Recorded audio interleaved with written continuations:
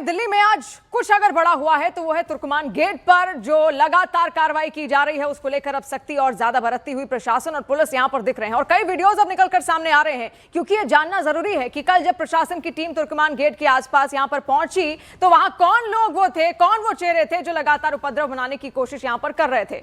और दिल्ली के गृह मंत्री आशीष सूद जी हमारे साथ जुड़ चुके हैं। सर, पहले तो बहुत बहुत स्वागत है आपका न्यूज 18 इंडिया पर, क्योंकि दिन भर से लगातार चर्चा है तुर्कमान गेट पर जिस तरीके से अवैध अतिक्रमण को हटाया जा रहा है। जानना चाहेंगे, अब तक हिरासत में तो कई लोग लिए गए हैं, कोई विशेष गिरफ्तारी इसको लेकर, और आप किस तरीके से इस पूरे मसले को देख रहे हैं, कैसे हो रही है कार्रवाई?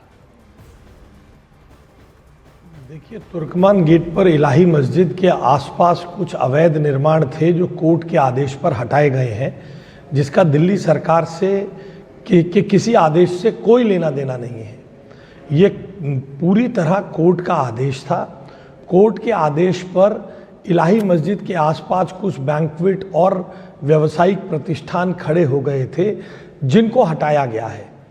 मैं आपके चैनल के माध्यम से अपील करना चाहता हूं, किसी भी अफवाह में ना आए। इलाही मस्जिद अपनी जगह पर है। इलाही मस्जिद के दर से एक धूल के कण को भी किसी ने छुआ नहीं है या हटाने की कोशिश नहीं की है, मगर उसके आसपास का कुछ इलाका जो अवैध कब्जे में था उसको कोर्ट के आदेश पर हटाया गया है। इसलिए कुछ लोग जिन्होंने कल रात को और आज दिन में कानून व्यवस्था खराब करने की कोशिश की है, कानून हाथ में लेने की कोशिश की है, उन पर कानून अपनी कार्रवाई कर रहा है। उन पर पुलिस जिन्होंने पथराव किया, कुछ लोग गिरफ्तार हो गए, बाकी की शिनाख्त की जा रही है। मैं आपके माध्यम से जनता से अपील करता हूं कि ऐसे शरारती तत्वों को पहचाने और इनोसेंट लोग इनके बहकावे में आकर गलत हरकतों में ना शामिल हों। ये जनता का भी काम है और हम भी इसके लिए पूरा विवेक का इस्तेमाल कर रहे हैं।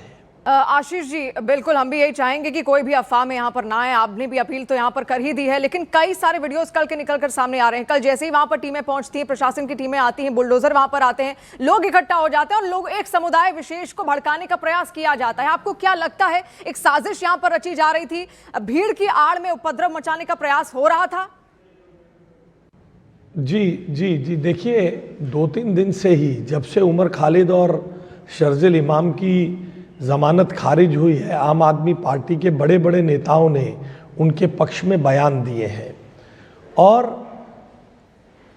अभी तक भी हर ऐसे ड्राइव पर मैंने अभी किसी आम आदमी पार्टी नेता का बयान देखा नहीं, मगर मुझे ऐसी जानकारी मिल रही है कि आम आदमी पार्टी के नेता इधर उधर घूमकर जनता को भड़काने का काम कर रहे हैं। ये निंदनीय है। मेरा निवेदन है, देखिए, कोर्ट के आदेश पर हो रहा है तो हम सबको कानून का सम्मान करना चाहिए और हम सबको ऐसा प्रयास करना चाहिए कि अतिक्रमण हटे और अतिक्रमण की आड़ में जो शरारती और तत्व और वेस्टेड इंटरेस्ट हैं वो शरीफ लोगों को परेशान ना कर पाएं या उनके जो इस्तेमाल करके उनके परिवारों को खराब ना कर पाए। जी आशीष सूद जी, अब अगर चर्चा किसी और चीज को लेकर है तो वो है जेएनयू में जिस तरीके से नारेबाजी यहां पर की गई, उसको आपने सुना भी होगा, वीडियोस भी आपने देखे होंगे। अब किस तरीके से सख्ती यहां बरती जा रही है? क्या आपको लगता है माहौल खराब करने का प्रयास जेएनयू कैंपस के अंदर था?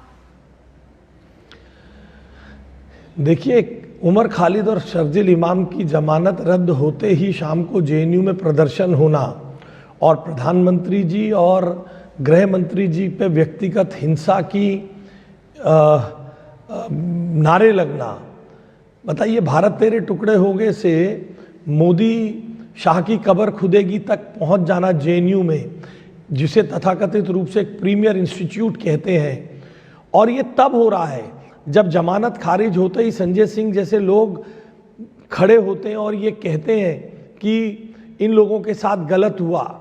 2-3 दिन पहले न्यूयॉर्क का mayor Umar Khalid, you are in our thoughts, I am happy to meet your parents, ये एक बड़ा डिज़ाइन है। मैं तो इसे बड़े डिज़ाइन के रूप में देखता हूँ, मगर मैं इस पे ज़्यादा टिप्पणी नहीं करना चाहता हूँ क्योंकि बड़े विषय हैं। देश की सुरक्षा एजेंसियां जरूर इसकी जांच कर रही होंगी। इस पर मैं खुद और बाकियों से भी निवेदन करता हूं कि गैर जिम्मेदाराना टिप्पणियों से बचना चाहिए। देश की सुरक्षा एजेंसियां इस पे उपयुक्त कार्रवाई करेंगी ही। अब एक आखिरी और छोटा सा जवाब मैं आपसे चाहूंगी, क्योंकि देश भर में अलग अलग राज्यों में पानी की समस्या को लेकर, पानी में जो मिश्रण यहाँ पर हो रहा है उसको लेकर कई सारे सवाल खड़े हो रहे हैं। दिल्ली में क्या तैयारी है इसको लेकर, पानी को परखने की? देखिए, दिल्ली में पानी को परखने की एक पुख्ता नीति ऑलरेडी है। पानी की शिकायतें मिलने पर हम ऐप के माध्यम से स्थानीय जल बोर्ड के कार्यालयों के माध्यम से त्वरित कार्रवाई करते हैं। हम इस पर पूरी गंभीरता से हमारा सरकार काम कर रही है। बहुत बड़े बजट के साथ जल बोर्ड में पानी और सीवर की पाइपलाइंस को बदलने का काम कर रहे हैं। मगर मेरी आपसे विनती है, हम 11 साल की लीगेसी समस्या आम आदमी पार्टी और उससे पहले 15-16 साल कांग्रेस की लीगेसी की समस्याओं को लेकर उसमें से समाधान निकालने की कोशिश कर रहे हैं जी। हमारी मुख्यमंत्री के नेतृत्व में लगातार इस पर काम कर रहे हैं। उपयुक्त बजट भी आवंटित किया गया है, मगर दिल्ली में इसकी गति, ग्रैप और अन्य चीज़ों के कारण उतनी तेजी में हम इसको इम्प्लीमेंट नहीं कर पाए। हमारे पास समय भी छोटा रहा है।